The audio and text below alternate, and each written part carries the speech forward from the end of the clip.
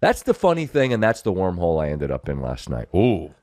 Well, it's about Super Bowls and how do you win them, because I said this on SportsCenter on Sunday night. We've been spoiled lately with close Super Bowls. There have been 3 in a row by 3 points. Really entertaining, compelling, dramatic football games.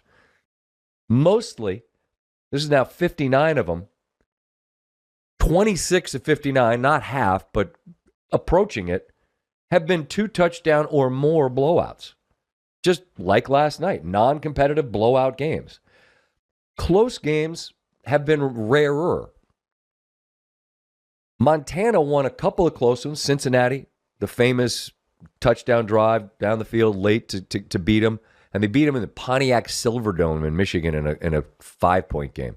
But then the other 2 are absolute debacles. Oh. You know how many blowouts Brady won in the Super Bowl? None. Never kicked anybody's ass. The only 2-score game was against the Rams. And by the way, people that are like, is this the worst Super Bowl ever? How do people have so little frame of reference? What is everyone, 3? How are you tweeting so efficiently when you're 3 years old? How do you not remember more than 5 minutes ago what happened? This was a blowout. This is what the Super Bowls have been, a lot. The New England-LA Ram game was horrible. It's the only one I ever went to. Tell me I was cringing. 14-3. No, it was awful. Thank you. Awful. Boring and terrible. And it was a close game. But still boring and Awful. terrible. That's the biggest win Brady had in the Super Bowl. Go back and look at him. One of my cards, Steve. Beat the Rams by 3. Big underdogs. That was a huge upset. Beat Carolina by 3. Beat Philly by 3. Kind of fake close. Yeah. Philly scored late. Fake close. They beat Seattle because the Seahawks decided to throw the ball on the 1-yard line and not give it to Marshawn Lynch. They beat Atlanta because Atlanta couldn't get a first down for 3 quarters, leading 28-3. That's a win. They're down 28-3. All credit for coming back. But think of how many things Atlanta had to do to conspire in their own demise after Seattle throws it on the 1-yard line. Lost twice to the Giants. Lost to Philly. Beat the Rams 13-3. Brady did have a blowout win with Tampa. Yeah. Over Kansas City, which is one of the times Mahomes got beat by a lot. No fans. The point I'm making is that in terms of being a dominating juggernaut team, and maybe Brady gets more credit for winning the close games because you've got to rely on his ability to win close games. But I just want to make mention of a guy named Joe Montana, who, again, I realize our younger folks don't know. He's pretty good. Oh. 4-0. 0 picks. A couple of blowout wins. He was pretty nasty. Mahomes has now lost 2 times on the wrong end of big scores. Okay.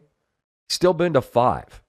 I don't know what he was supposed to do yesterday, and it's proof of that adage that if you can get to a quarterback, I don't care who it is, you got no shot. He had no shot yesterday. Mm-hmm. None. But to do this comparative, the Brady narrative, the Mahomes narrative, I don't know why it's so necessary to do this the day after. It just seems like what the default thing people tend to do. I don't know if it's people in our business or social media. What? It's a disease we have that we just can't talk about what we just watched. It drives me nuts with our show staff when we follow a game. It's like we got to get to what's next year's odds. No one's betting right now. We just had a Super Bowl crown awarded. Talk about it. It's what we do. We're a post-game show. And we did. You know? And we did. Yeah. That's our favorite thing to do is to just let's soak it in. Exactly. Let's analyze this. Let's give all the credit to every element of Philadelphia that deserves it. Because not one Chiefs person is watching our show because they're turning the TV off. Yeah. On all Eagles people want to do is hear us or our analysts talk about them winning the Super Bowl. That's a fact. Right. Right? Yeah, you realize what you are. I mean, you're there for the people that are still reveling, which is why it was fun off the top to do a little tip of the cap to Philadelphia people. Yeah. I will say this about Brady. I don't want to make this whole thing about him. I love that he disagreed with the calls early on in the game. He said it. He was firm in that, and I'm sure you saw the clip with him with Cowherd this week talking about what he did. And thank you, the other Shay. Let's go back to our trivia question now, and Doggy, I'll let you weigh in here. It's a tricky one. I would say 22, 23, but then at the end of his career, probably not as much. So I'll go that, lowered it. I'll say 17.5 rebounds per game. Should have gone with the gut. Yeah. The answer is 22 and a half. I would have gotten it right on the button. Right. Nailed it.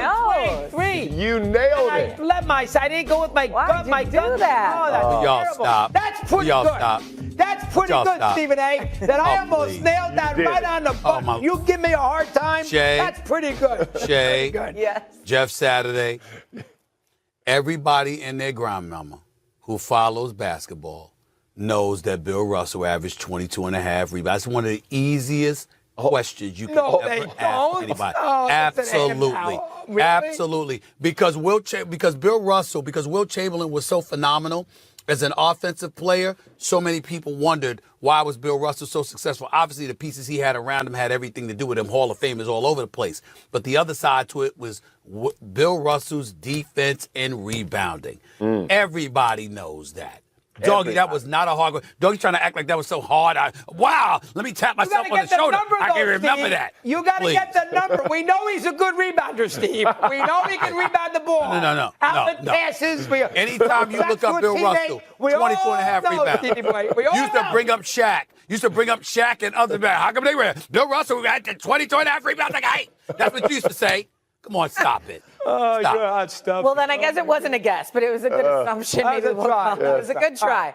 All right, back to football now. Patrick Mahomes, he didn't play well in the Super Bowl. Let's just call it what it was. In fact, the first half for Mahomes was pretty horrific. Fewest passing yards, fewest first downs, most picks and a half for him. He was sacked 6 times total in the game and just really never felt like the Chiefs could get into any sort of rhythm. So we flash back now to last year's Super Bowl run from the Chiefs. Here's Doggy. Take a listen. I've been watching quarterbacks since Namath and Unitas, back in the mid-'60s. And Starr, I saw him. And Unitas, maybe not quite in Johnny U's peak form, and late 60s on. He still was playing. Namath, we all know. Everybody in the 70s. I'm going to say this really definitively. He's the best quarterback I've ever seen. I mean, I don't know what else to tell you. He's the best Mahomes. He's the best quarterback I've ever seen. There's nobody better than this kid. He's unbelievable. He's in all the big games that he's ever played in that I can recall, he's had one bad half. Well, now he's had more than one bad half. Do you still agree with that? You jinxed him. He was great in the postgame, by the way. Okay, now He did a great job. They could have used Saturday blocking. That offensive line was so horrendous. So I'm going to say it wasn't all his fault. I was going to say, they could have used me in coaching. Where's Saturday with all the props. You know Stevie knows, the first 14 plays on Sunday afternoon, they threw the ball 13 times. Oh, I knew. Right. Can you run the ball once, twice, just to break it up a little bit? So because of that, I'm going to give Mahomes a little pass, but he threw for 23 yards in the first half. The 2